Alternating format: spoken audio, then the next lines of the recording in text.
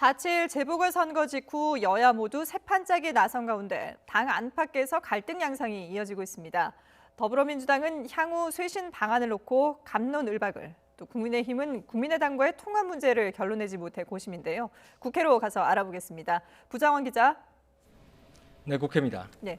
민주당에서는 재보선 참패 원인과 혁신 방안을 두고 내부 논의가 한창인데 새 지도부 선출에 앞서서 초선 재선 의원들이 전면에 나서고 있죠.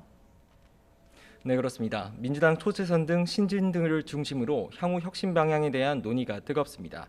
초선과 재선 의원들 오늘 아침 잇따라 모임을 열었습니다. 일단 양쪽 모두 오늘 구체적인 쇄신 방안을 내놓기보단 모임 형태와 조직 체계 그리고 향후 대응 방식에 대해 의견을 모으는 데 주력했습니다. 재보선 참패 원인과 향후 쇄신 방안 등에 대해 적극적으로 목소리를 내려는 모습인데요.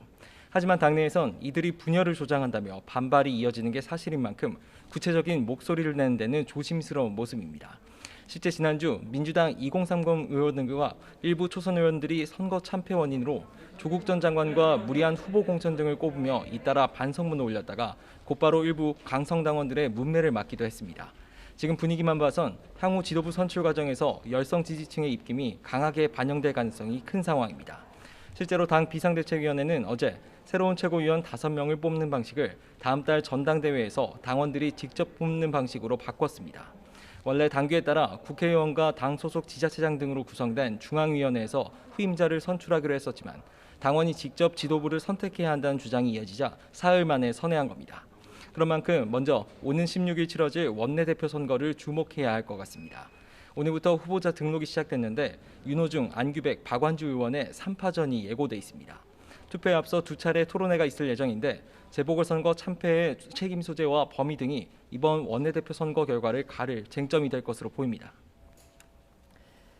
네, 국민의힘도 새 지도부 선출을 앞두고 있는데 국민의당과 합당을 한 이후에 뽑을 것이냐 아니면 단독으로 뽑느냐를 두고 고심 중이라고요.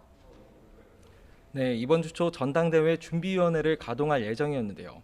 원래 오늘 위원회를 꾸릴 예정이었지만 국민의당과의 합당 논의가 지연되면서 일단 일정을 미뤘습니다. 국민의당 측에선 당내 의견 수렴 등을 이유로 신속한 합당에는 난색을 표하고 있는데요. 안철수 대표는 일단 아침 회의 직후 기자들과 만나 오늘부터 당원들의 의사를 묻기 시작했다고 밝혔습니다. 하지만 수요일까지 답을 달라는 요구에 대해서는 국민의힘 의견부터 하나로 모으라며 반발하고 있습니다. 통합의 시기나 방식을 자기들에게 유리하게 끌고 가기 위해 양당 모두 신경전을 벌이는 모습인데요. 여기다 김종인 전 비상대책위원장까지 언론 인터뷰에서 안 대표에 대해 쓴소리를 내놓으면서 감정의 골도 커지는 상황입니다.